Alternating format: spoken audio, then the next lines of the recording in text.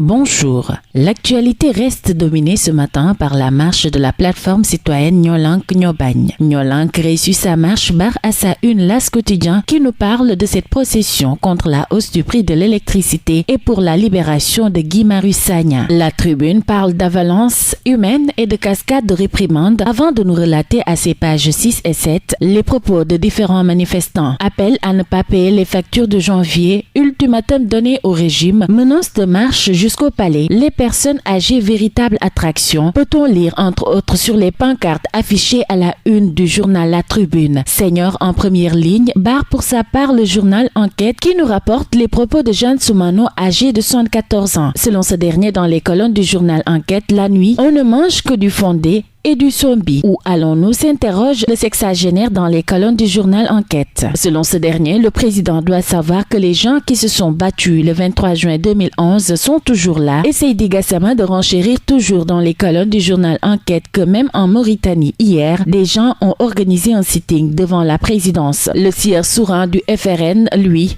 d'indiquer que nous avons décidé de faire une jonction entre politique, syndicats et société civile. À lire les détails à la page 3 du journal Enquête. Ñoo-Lank va marcher sur le palais dans 7 jours, barre à sa une Vox Populi qui nous rapporte les propos de ces derniers. Si Macky ne libère pas les otages et ne baisse pas les prix de l'électricité, menace ainsi ses manifestants dans Vox Populi. D'après les Échos, le collectif Ñoo-Lank mobilise et menace. Si les otages ne sont pas libérés jusqu'à jeudi, nous marcherons vendredi sur le palais. Et le journal de révéler que les politiques sont mis de côté, la société civile et les activistes étaient devant. Dr Babacar Diop est prêt à faire don de sa vie, rapporte toujours le journal Les Échos. Libération des détenus et baisse du prix de l'électricité, le pouvoir acculé, titre également Walf Quotidien qui nous apprend que les protestataires ont donné une semaine à Macky. Une marée humaine s'empare des rues de Dakar, note le journal Walf Quotidien. Paris de la mobilisation réussit à la marche contre la hausse des prix de l'électricité. Ñoo-Lank défie Macky Sall si l'on en croit Sud Quotidien. Source A de parler pour sa part de réussite de dingue relative à cette mobilisation lors de la marche du collectif citoyen Ñoo-Lank. Selon le journal, en attendant de savoir quel décryptage Macky Sall et son régime feront de la marée humaine ayant déferlé ce vendredi entre la place de la Nation et la RTS, les organisations de la société civile ont reçu un coup de maître. Selon toujours ce journal, le fait saisissant, toutes les tranches d'âge ont été de la partie et les personnes du troisième âge ont été fortement représentées. Passé le jeudi 19 décembre, si Guy et compagnie ne sont pas libérés, ce sera l'assaut contre le palais, ont laissé entendre ces manifestants dans les colonnes du journal Source A. Ce journal s'intéresse également au vol sur fond de tentative de meurtre et nous apprend que Louga échappe à l'horreur. Pour faire mes basses sur son téléphone cellulaire, le maçon piège un enfant de 11 ans dans une maison en construction, le ligote puis s'apprête à l'égorger avec un tesson de verre avant d'être surpris et arrêté par d'autres ouvriers, révèle le journal Source A. Dans Source A, toujours à sa page 5, cette fois-ci, l'on retrouve Serigne Modou Kara qui libère ses militants, renonce à la création de partis et veut rester autour du marigot. À lire les détails dans l'apparition du jour du journal Source A. Retour dans Sud Quotidien pour parler de cette supposée proposition de suppression de l'imitation des mandats présidentiels. Le pôle de la majorité botte en touche, nous révèle Sud Quotidien. D'après Walf Quotidien sur cette affaire, le camp présidentiel se désolidarise de Serigne Mbacké Ndiaye. Dans Vox Populi pour parler toujours politique, l'on retrouve Madické Niang sur son avenir politique et sa rencontre avec le guide des Mourides. Je me mets à l'écoute du Khalife pour servir le peuple sénégalais, renchérit Madické Niang dans les colonnes du journal Vox Populi. Et dans Enquête également, Madické s'explique sur sa renonciation à la création d'un parti politique. À lire les détails à la page 4 du journal. Sport pour terminer dans le journal Les Échos pour parler de la Diouf qui drague le Bénin et envoie des clashs reçus par le ministre béninois des Sports. Si le Bénin n'avait pas battu le Maroc à la CAN, ce n'était pas dit que le Sénégal le fasse. Sans Mané et Salah, Liverpool gagne, mais sans Messi, le Barça